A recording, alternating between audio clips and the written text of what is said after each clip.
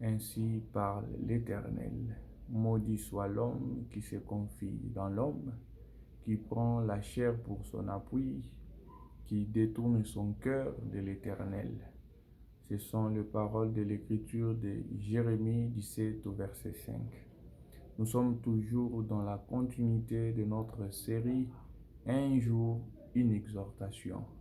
Aujourd'hui, nous sommes au numéro 5 et aujourd'hui, nous allons parler sur la confiance en Dieu.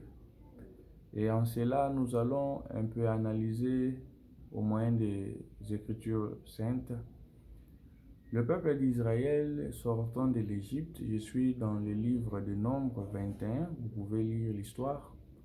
En sortant de l'Égypte, ils sont entrés dans le chemin du désert. À un moment donné, Dieu leur nourrissait de la manne. Et ils commençaient à murmurer concernant cette nourriture. Et Dieu les avait envoyé des serpents qui leur mordaient et qui apportaient même la mort. Et ils crièrent vers l'Éternel au moyen de Moïse. Et Dieu leur dit par Moïse de faire un serpent d'airain. Et tous ceux qui regardaient les serpents d'airain, même étant mordus, ils ne mouraient pas.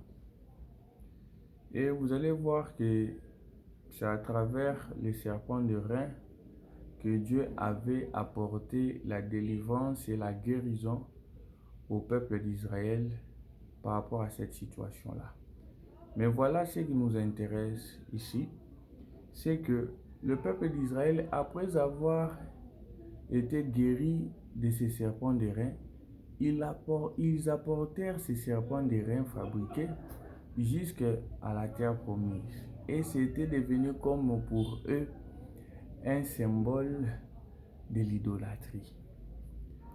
Maintenant, par cet récit, qu'est-ce que nous voulons apporter comme exhortation?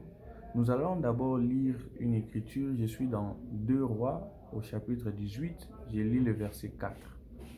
La Bible dit ceci: il fit disparaître les hauts lieux, brisa les statues, abattit les idoles et mit en pièces les serpents d'airain que Moïse avait fait. Car les enfants d'Israël avaient jusqu'alors brûlé des parfums devant lui. On lui appelait Néhustan. C'est-à-dire que le peuple d'Israël ont même donné un nouveau, ou ils ont donné un nom à ces serpents d'airain. Mais c'était par ces serpents d'airain que Dieu a apporté la guérison dans le désert. Qu'est-ce que nous voulons parler? À quoi nous cheminons pour apporter une exhortation? C'est pour faire confiance en Dieu. Pourquoi nous le disons? Deux fois, les enfants de Dieu, quand Dieu passe par un ministre pour apporter une solution dans leur vie, deux fois, il lui donne plus de la valeur à ces ministres, même il y devient supérieur même à ce que les Écritures disent. Il faut faire attention avec cela.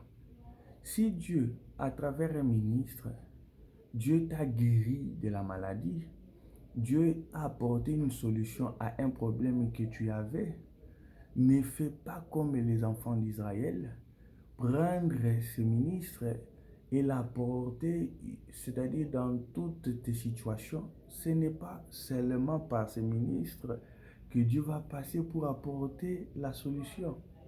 La solution de ta vie est dans la parole de Christ. Ce n'est pas par un homme. Parce que l'homme que Dieu a utilisé ici, il peut aussi t'amener en erreur plus tard. Écoutez ces récits, je suis dans Matthieu 16. Vous allez voir quand le Seigneur Jésus a demandé à ses disciples, il les a demandé: pour vous, qui suis-je? Parce que des gens disent que je suis ici, mais pour vous, il dit: qu'est-ce que vous disiez? Qui suis-je? Et Pierre a dit que non, tu es le Fils du Dieu vivant. Et le Seigneur Jésus a dit que ce que tu as dit n'est pas quelque chose d'un homme, c'est le Père qui t'a révélé. Mais vous allez voir le même Pierre quand vous descendez dans le verset 21 ou 20 du même chapitre 16 de Matthieu. C'est le même bouche qui a parlé de la révélation, c'est le même bouche que Satan aussi a utilisé lorsque le Seigneur voulait et disait qu'il faut qu'il descende à Jérusalem pour accomplir la parole de Dieu, pour accomplir les écritures de la prophétie. Vous allez voir que c'est Pierre qui commence à lui dire que cela ne t'arrive pas. Et Jésus lui a répondu que arrière de moi Satan. Comment par une même bouche la révélation venue du Père parle, par une même bouche le diable aussi utilise pour parler de mensonges. C'est pour cela la confiance ce n'est pas un homme. La confiance l'on donne qu'à Dieu lui seul qui est dans sa parole. C'est que les Écritures disent. Même si des milliers de personnes ne sont pas d'accord avec toi, lorsque tu es dans la parole de Dieu, crois, tu es majoritaire. Crois qu'en étant avec Dieu, tu es majoritaire. Même si tu es seul, selon la vue. 2 Corinthiens 5, 7 nous dit ceci, nous ne marchons pas selon la vue, nous marchons selon la foi. Or, la foi ne vient que de ce que l'on entend, et ce que l'on entend doit être la parole de Christ. Et vous comprenez qu'il ne faut pas tomber dans l'idolâtrie que le peuple d'Israël a pu faire. Le même serpent de rein qui a apporté la guérison est devenu pour eux un élément de l'idolâtrie. Et aujourd'hui, dans l'Église, plusieurs sont tombés dans ce même piège de l'idolâtrie. Si Dieu, tu avais eu un problème de stérilité, tu avais un problème d'une maladie chronique, tu avais un problème de chômage, tu avais un problème tel ou tel, et que Dieu est passé par un ministre, Dieu est passé par un prophète, qu'il t'a prophétisé des choses comment Dieu doit amener la solution dans ta vie, ne prends pas cet instrument utilisé comme le peuple d'Israël l'ont fait pour le serpent de rein. Le problème est lié au temps. Prophétiquement, si nous voulons parler de ces récits, parce que ce n'est pas notre but, ici nous avons une pensée exhortative et nous ne voulons pas entrer par rapport à l'enseignement parce que cela aussi tombe par rapport au temps. Ce n'était plus le temps des serpents de rein par rapport à Moïse. Ça veut dire quoi? Même dans les assemblées, nous trouvons que le ministre utilise toujours comment a été fait dans la loi. Or, nous ne sommes plus dans ce temps de cette alliance-là. Vous pouvez voir des gens utiliser toujours de l'huile pour les consécrations. Ils prennent de l'huile d'olive qu'ils utilisent aussi très mal parce qu'il y avait le mélange de 5 parfums. Ils ne suivent même pas d'abord ce qui a été écrit, mais leur pensée est toujours basée dans ce qu'ils ont vu dans la loi, qu'ils ne comprennent même pas le sens, qu'ils n'ont pas même l'explication de pourquoi de ces choses. Ils veulent maintenant, ils amènent des cornes pour oindre des gens et dire que nous vous consacrons comme des ministres. Il y a beaucoup de pratiques que des gens utilisent pendant que ce n'est pas encore le temps. Vous tombez dans ces mêmes situations que le peuple d'Israël avait. Ce n'était plus le temps du serpent de rein. Vous comprenez? Il faut être sage. Là, je l'ai parlé prophétiquement par rapport à l'enseignement. Mais nous voulons avoir une pensée de l'exhortation. C'est pour cela que nous ne voulons pas les prendre dans ce sens-là d'abord, parce que ce n'est pas le but. Si nous voulons parler du langage prophétique des choses, nous pouvons aller dans cette direction. Mais ici, notre pensée est sur l'exhortation, pour que chacun de nous tienne à comprendre que la confiance dont tu dois avoir, ce n'est qu'à Dieu lui seul. Si Dieu passe par un ministre, t'apportant la solution par le biais de ces ministres, dois faire confiance en ce Dieu qui l'a utilisé.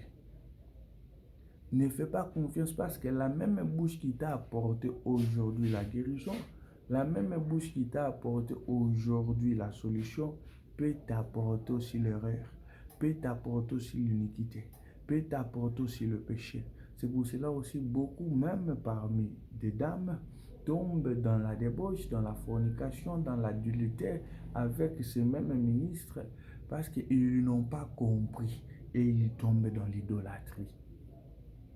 Et par peur des gens, ils commencent ou par peur de la personne, ils commencent à vouloir dire Amen à n'importe parole que ce ministre sortira de sa bouche. Non, il faut toujours avoir l'attitude des gens de Béret. Cette écriture est écrite pour nous servir d'exemple.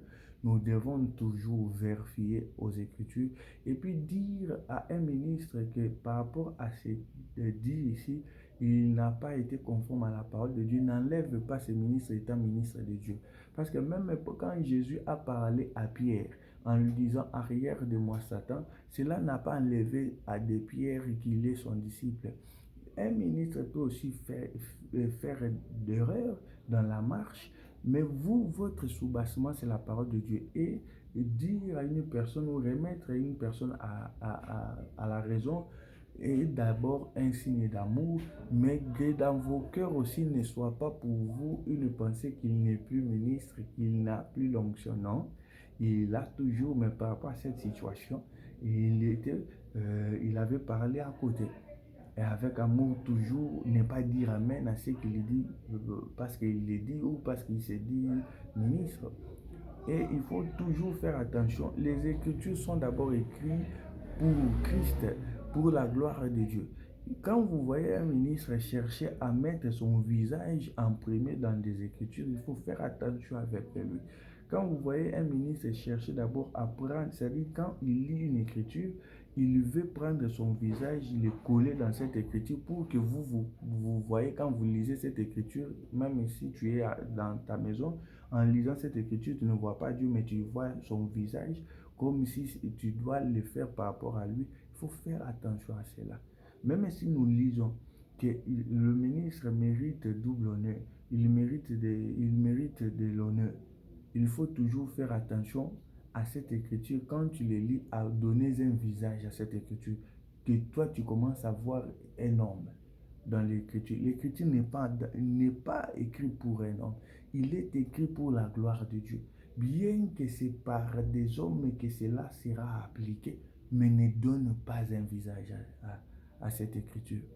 Et même le ministre qui l'a dit, il doit d'abord comprendre que quand on dit qu'il faut donner de l'honneur ou double honneur à vos conducteurs, d'abord c'est au pluriel et il faut d'abord qu'il sache aussi que le meilleur et le premier des conducteurs de l'Église, c'est le Saint-Esprit. N'oublions pas que dans le désert, ce qui les conduisait, c'était la colonne. Quand la colonne bougeait et se mouvementait, même Moïse aussi devenait une brebis, il bougeait aussi comme tout le peuple. C'est-à-dire que dans les Écritures, il faut d'abord mettre Dieu dans sa place en première position. Et le ministre jouit de l'honneur, c'est en Christ. Ce n'est pas en dehors de Christ. Et c'est le message à laquelle que nous avons voulu donner dans ce 5e numéro de Un jour une exhortation, que chacun de nous puisse donner confiance en Dieu. Car la parole de Dieu nous dit, maudit soit l'homme qui se confie en l'homme, qui prend la chair pour son appui. Parce que tu peux rencontrer un problème, tu peux rencontrer une situation et que Dieu ne va pas passer par le même ministre pour apporter la solution.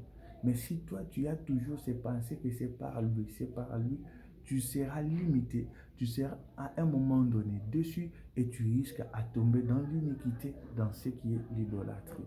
Et je crois que ce message sera et est une bénédiction pour quelqu'un qui nous écoutera. Dans le nom de Jésus-Christ. Amen.